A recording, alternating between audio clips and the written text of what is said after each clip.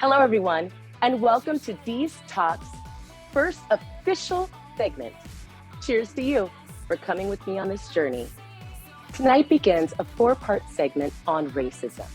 I personally have experienced racism on several different platforms throughout my life and continue to encounter it, not just from the outside world, but from those within our circle who we would never expect to show their true colors. Now, before all of you out there get your panties in a bunch, I'm not the girl who's gonna blame every white person in America for all of my issues and every horrible thing that's ever happened to me in my life. That's not what this is about.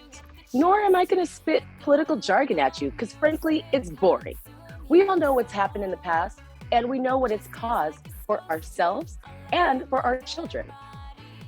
But I'd really like to bring awareness to racism within our own culture.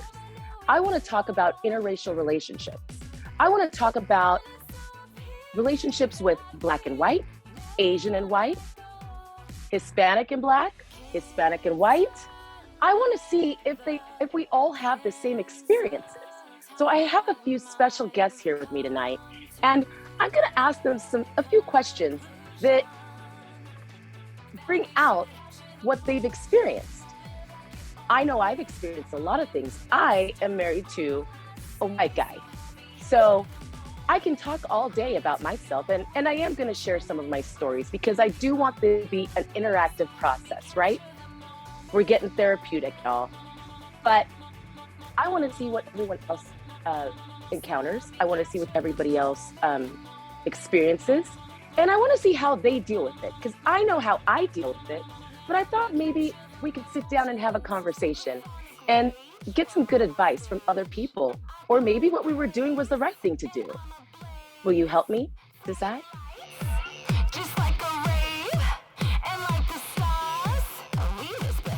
All right, you guys, the time has come. We're ready for our first guest. You know him as the sexy, spicy, Mad Lion KP. I hope everyone has a glass of bubbly because it's about to get personal, real, and a little sticky.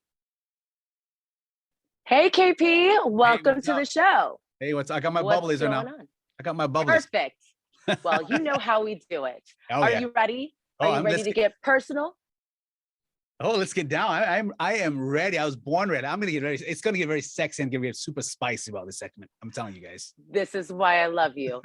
So, as one of my close friends, you've been in an interracial relationship, and I'm here to just ask you a few questions about that. Is that okay with you? Oh, absolutely. That's why I'm here. I'm love to be part of this segment with you. So of course. All right. So perfect.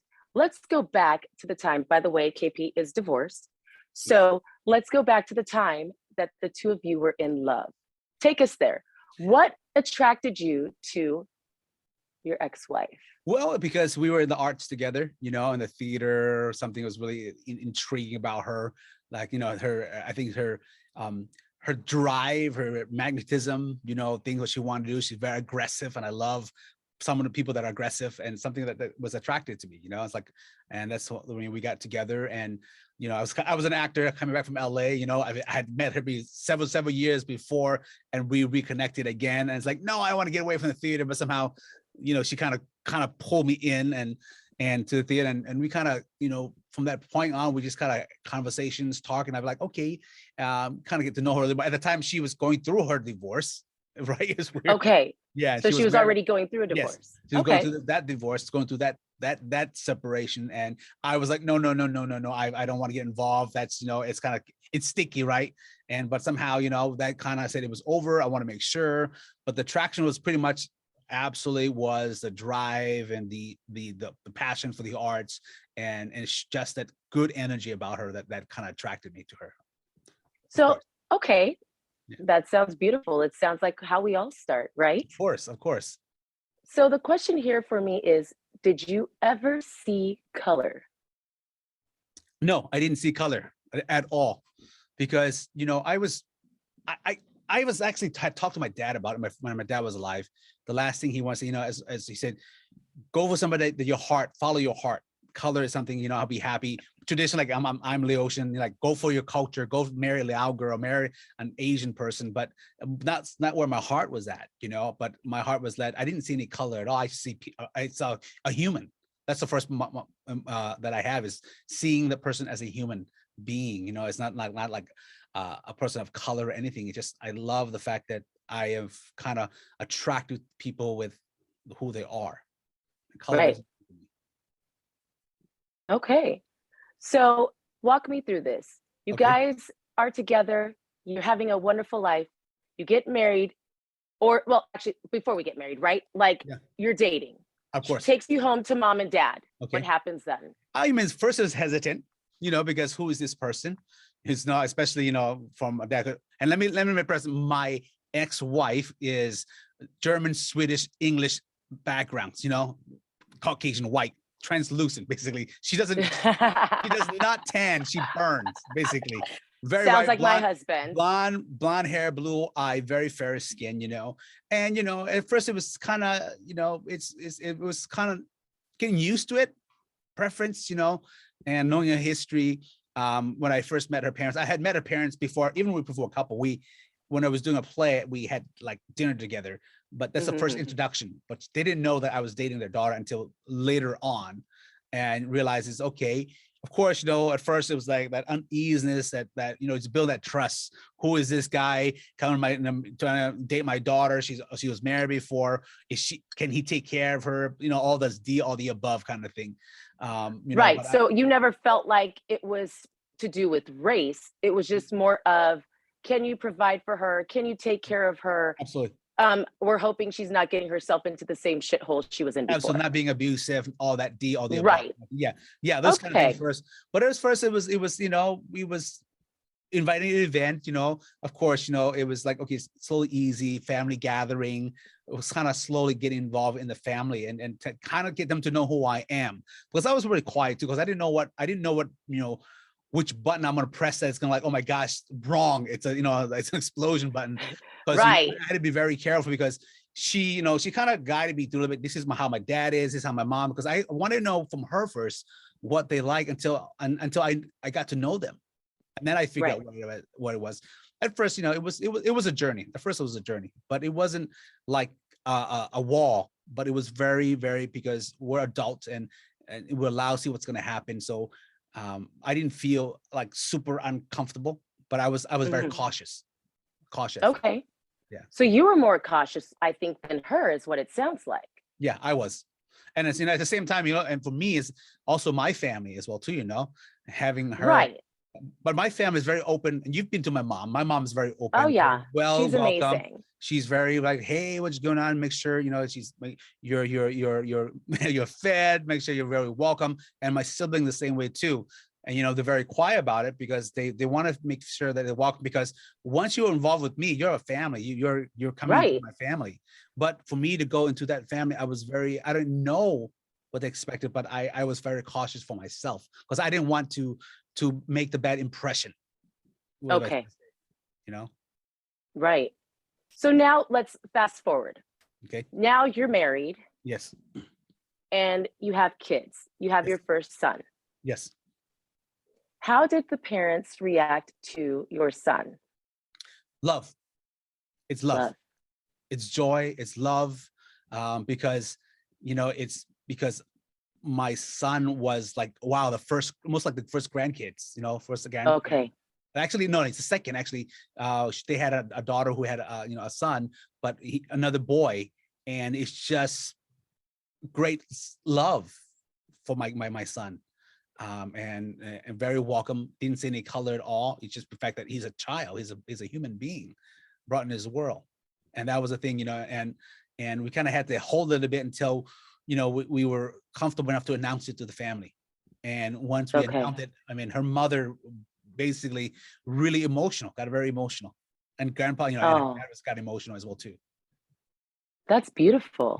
Yeah, because really beautiful. Because have the support. Yeah, my kids are very, very close to the grandparents, very, very good to her mom and dad, you know, and because they spent a lot of time together, you know, because I was living in Hawaii at the time too. You know, I Right. moved to Hawaii, and then every summer I would always send them to be with the grandparents a month, and so they got to know the kids who are growing up and all those things. So Right. yeah.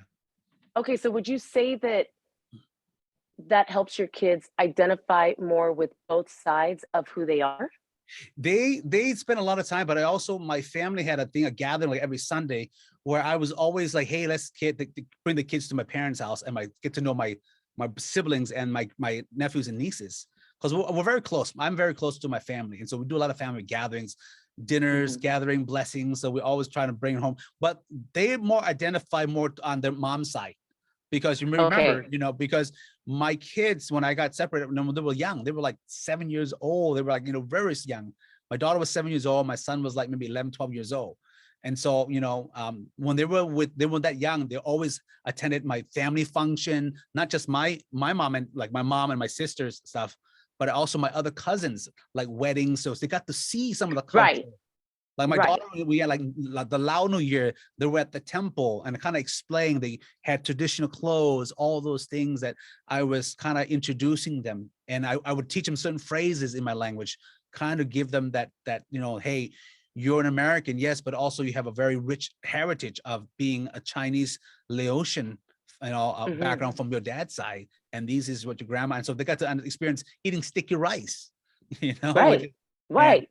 which they love, and experiencing food. So I discovered my daughter likes the spicy, my son doesn't like the spicy. So you get both. You get the best of both worlds is Yes, what I'm saying. yes, So absolutely. so basically what you're saying is how you address the issue of the interracial relationship and having children Mhm, of mixed heritage mhm. is you made sure that they spent time with both sides, Yes, absolutely. But you right? know, yes, absolutely. They're trying to learn from its side family function. Even I was in Hawaii, you know, we had families across the island. I would always take my kids. They got to know who they are, got to know the auntie and then the grandmothers and all that stuff. So uh, that is part of you as parents. You know, you have other side that you cannot deny your children are. But you know, as life goes on, some of them like will choose one or the other, and they want to rediscover the roots again because it's part of the history. Mhm. You know, Right. because I remember I like you, I was not born in this country. I came as a refugee from another country. I'm born from another, Right. and so I still maintain some of the cultural language, but I also want to pass it to my children. Yeah, having an American kids who are both Swedish, German, you know, and they don't look like me. They look more fair skin, a little bit. You know, some have a little like darker, but they don't. Their feature is not very Asian. The feature is very Caucasian, but they are Mhm. mixed. They're mixed children. So And it's crazy, right? Because you never know what the genes are going to do and what absolutely, form they're going to take. absolutely. So it's just interesting that you had such a good experience with that because to be honest with you, you're one of the first ones that Mhm. I've met. And it's probably just because it's in my circle of people that, we have these types of discussions. Of course. And usually when women get together, right, we're complaining. We're not talking about like the positives. You know what I'm Yeah. saying? So you're one of the first ones that I've actually heard from that has such an amazing experience. I mean, Mhm. that's beautiful to see that both sides are embracing these children and embracing you and your ex-wife, but Mhm. wife at the time, right? Yeah. So that you guys have an easier time within your circle because of all the other battles that you have to fight outside of that. Yeah, of course, you know, there's also the other sides that, yeah, there's some good stuff, but there were fights and argument about certain things, just because it's not me, it's because how she was Hmm. seeing things. So that's, I'm not here or there because that's the past. But knowing the fact that, you know, when you're trying to be open, is either you accept it or you reject it. It's one or the other. But for me, it's like when I, Absolutely. But would you say that her issues stemmed from cultural differences or just her own issues? I think it's more of her own issue. I don't think it's more of it's her own issue, which is that is which I cannot say how she thinks or say that's her. But for me, what I see, the culture thing wasn't an issue at all. You know, I might be quiet, I might express certain things, but also I have learned to adapt to this so-called Hmm. Western world. that I have to express, and certain things I don't express. So I had to adjust and learn about myself as well through this process, because that's my first marriage. That was my first marriage, and it was her second marriage. So and their first marriage was another Caucasian male, from high school, when I was probably the first person of color that she dated or Right. I got in a serious relationship with. So Wow. I didn't know that, and I've known you forever. I know. That's really interesting. No, but it's really interesting, right? Because Yeah. I have met your mom and I've met your family, and they're so wonderful and so giving. I mean, the time I came over, your mom made me this amazing meal, Yeah. which, by the way, everyone, his mom is one of the most amazing, I'm going to call her a chef, one of the most amazing chefs I've ever met, besides my mom, because my mom's like a chef. Yeah, too. yeah, yes. But your mom is an amazing chef. I've definitely Yes. I've had her food. So I guess I never imagined that they would be. They were so kind and gracious towards me and loving and giving. I had the time of my life at your home. So I guess I never really thought about what it might have been like for you, but I couldn't imagine that they would treat your ex-wife any differently than the way that they treated me. Yeah. But I also know sometimes, like, when you're a friend, it's one thing, and when you're married, you know what I mean? Yeah. No, absolutely. Like my parents, my family is very open about things. They're very welcome to friends that I have, and especially when I don't bring a lot of friends that are women to meet my mom. They always think I'm dating them. Like, I'm not. It's they're my friend. I mean, You know what I'm that's saying? cultural. We're not bringing random people to our parents' houses. But her family, but for her, it was like it took a while, and it's like to accept and to realize that they start walking me, her in. Even my son was born. We had a blessing, we had a family blessing at our house before we moved. She wanted to make sure there's always food, always taken care of. Always the aunties always come over, make sure that when he was little, and those sort of things. But there were things that throughout the relationship where she got really, I mean, like I said, her deal where it's like, my mom never choose anybody like nephews and nieces or cousins like over one child or the other. My mom equally right. No. But at a certain time, like for her, she felt like she chose my sister's kids more than my kid. It's like, you don't understand my mother. It's not that at all. And no. And then sometimes that's what they feel, that's why they feel, that's why that she had issue that what she dealt with. That's the thing that became an issue for us in our marriage and became an argument. That's okay, so let's go there. Let's talk about these arguments. So my thing is this, like, when you have an argument about something that your mother has done that your ex-wife feels is a slight, we're just going to call it a slight. What's the dialogue between you two there, and how do you calm the situation down? Well, what the idea is always like it's like, well, your mom is never welcome. Your mom is this Joseph. It became to the point where it's like, whoa, wait a minute. It's like, for me as a husband, it's like, you chose your mom over me. It became that argument. I said, no, I'm not saying that. I'm just explaining the situation. I'm not just like, you're my first priority. You're my wife. You're my I live with you. You're my kids, mom.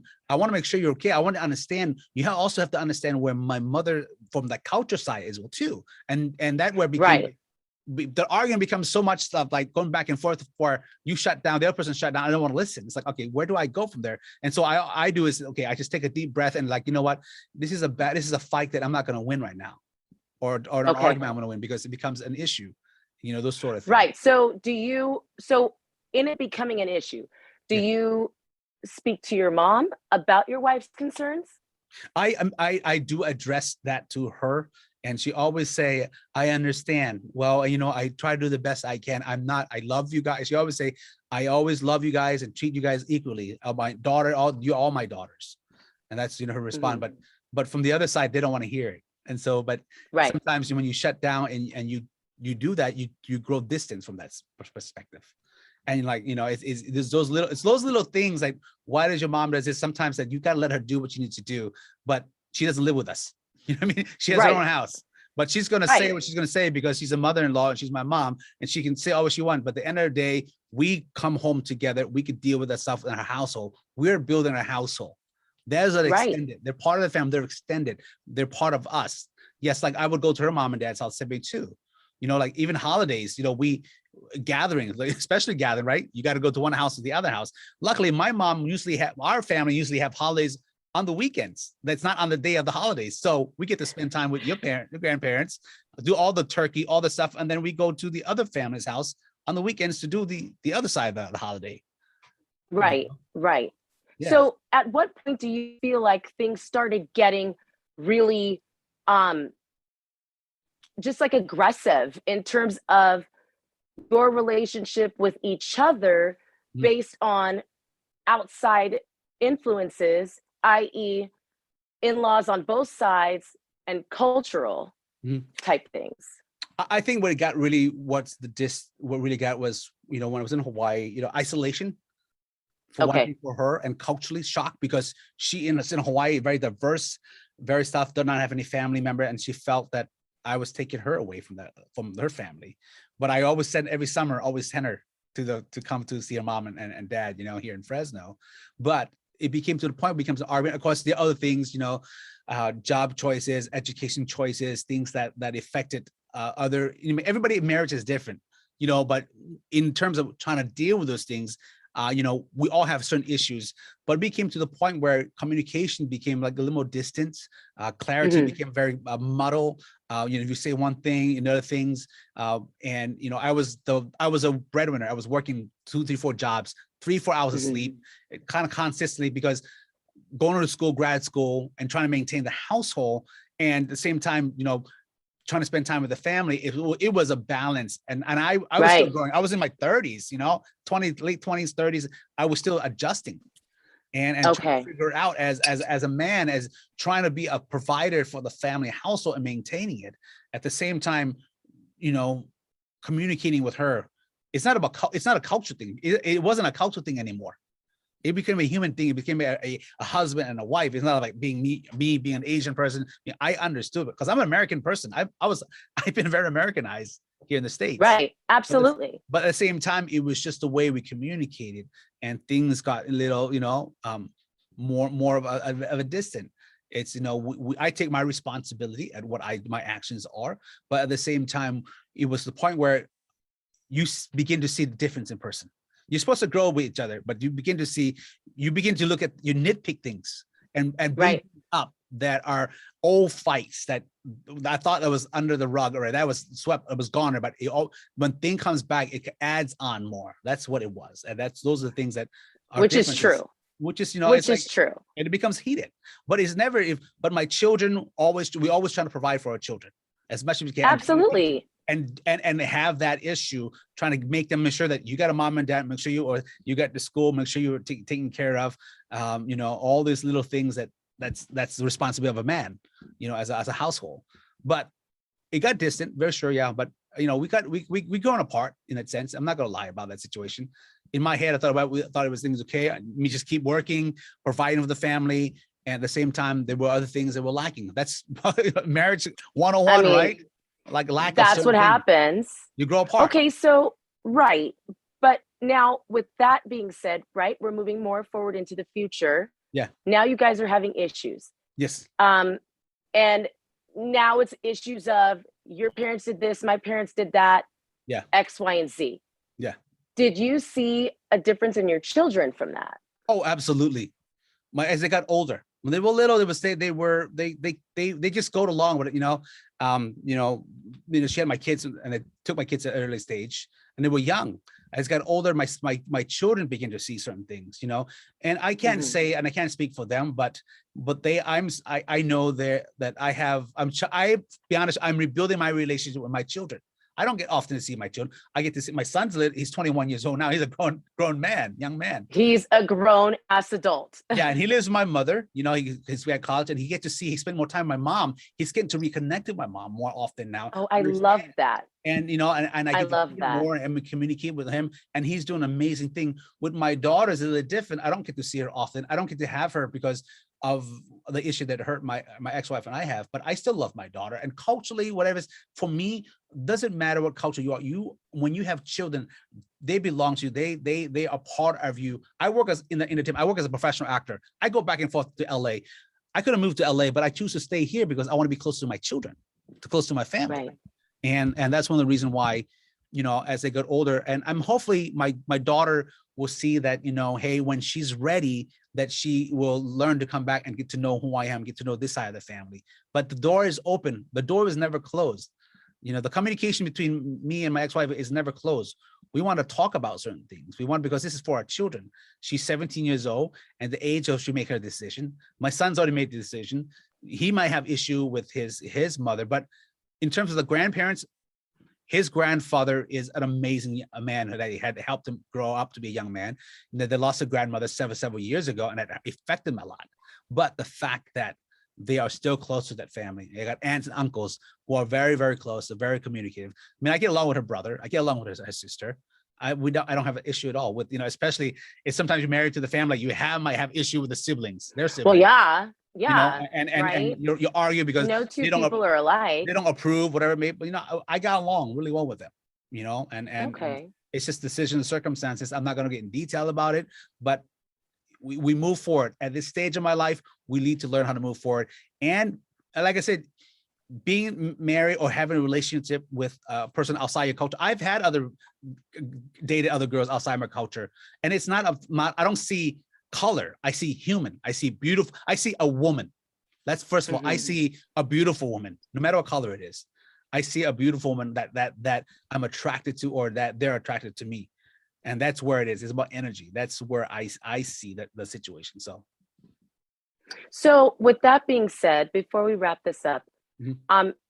did you and your ex-wife ever have any weird encounters, any negative things happen when the two of you were together? Oh yeah, I remember a story. My children and we were going to have this dinner at Applebee's, on Fig Garden, right? And yes, we always talk because my daughter and my kids and my ex-wife were at the store already, and they, I always tease of my children about bamboo, right? When I was a kid, I didn't have a toy. Everything was made of bamboo, right? And my kids were making fun, and they was sitting to this couple watching them, and they thought they were making racial slur. Because my kid was like, mom, everything dad always say, anything bamboo, and they were doing an Asian accent. My kids, it's my kids, and I love my kids. It's cool. But what, I don't even feel like that would be a racial thing. That's no, weird. because the people around them were looking at my children and her as being racist. Oh wow. Yeah, because they were doing something until I walked in to the restaurant and sat down. Wow. That they said, "Hey, Dad," and they realized I'm their father. It was like, no, my kids. I was okay with it because that was our family inside joke. Like joke, yeah. And they didn't get it. So did they come up and say something to you, or No, what was the discussion? They didn't say the discussion, but they gave you that dirty look. Oh yeah, the look. And trust me, that day I've got that a lot, especially when I was walking my children, when I would take my kids outside, like go to shopping, things and they would double take and will look at me oddly, strangely, or my children strangely. It's like, I don't look like them. Like, whoa, did I get kidnapped? And so my running joke with my children, is like, hey, I'm your Manny. I'm your Manny. Yes. Oh my God, that's so funny because people have asked me in so many different instances if I'm the nanny. I'm like, do you not see this kid? He looks like me. He may be white, but he looks like me. Yeah. So for my situation, even in Hawaii and other places, like I get double look. We go to stores, like certain area of certain predominant, culture. We get the look. We get the dirty looks, even though I see them, I notice them because I face it throughout my life. But I know that. I know that look. I know that little whisper they have on the side. They're talking about, or they point a certain thing. Yeah. It's like I get it. It's very, very, very prominent. Like I think it's beautiful that mixed kids are amazing. They're gorgeous. Mixed kids are beautiful. They're stunning. They're stunning. They're gorgeous. I mean, we live in a society now. There's so many mixed now. There's so many mix of interracial things like that. If, like I said, I see is human. I see beautifully human. That's all I see. I don't see colors at all. If you see color, then you need to get your eyes checked. or your heart check. Absolutely. Your heart check more than anything else. So yeah. Absolutely. And with that being said, to end our first segment, my question to you is your solution. Okay. Give me a few words telling me what your solution to the issues are in terms of interracial relationships. What is my solution? I think, as moving forward, maybe everybody say this is 2022. Yeah, I get it, but a lot of people still hold certain things inside of them. I think I always say, if you want to know that person, sit down and have a cup of coffee, not through the internet, not through the stuff. Actually get to know the people, and then you can determine that your choices. Life, whoever relationship. Some people like, I don't date Asian, or I don't date stuff. Then you don't know. It's like food, right? Food is cross culture. If you don't try the food, if you never tried, how do you know if it's bad or good or bad? You got to this experience it. Then you determine yourself what you want in life. Otherwise, you just, because everyone says so and you hear it, and you're letting everybody think for you. You've got to think for yourself, make that choice, whatever makes your heart happy, whatever your life's happy, go for that situation rather than like everyone tells you, because we want approval from everybody. I'm to the point in my life, I don't care. I'm going to be happy with what I'm doing. I'm going to love people I'm going to love. And I always say this, my thing I tell everybody is, you got to laugh and smile and serve others with unconditional love. That's what keeping it sexy and spicy, I always say to people, because that's what life is about. And you have to have that heart. I mean, like I said, I'm in a single man for the last 10 years. I tell people I'm a monk for last, but you know what? For me, dating things like that, I don't see color at all. I see human being. I see beautiful human. I see a beautiful soul, and the energy is what attracts people. And you got to follow your heart. You follow those situations. And my best advice is be true to yourself. Be true to yourself and love. Absolutely. There's nothing more. Just love. There's nothing more to say to that. Just be. You've heard it from the sexy, spicy Malayotian, Mr. KP, giving it to us raw, dirty, and all the bubbly. All the bubblies. Cheers. Cheers. I am on all social media sites, so please feel free to DM me with questions or experiences that we can discuss and work through together. If you'd like to be on my show and you have something amazing to share, don't hesitate to contact me.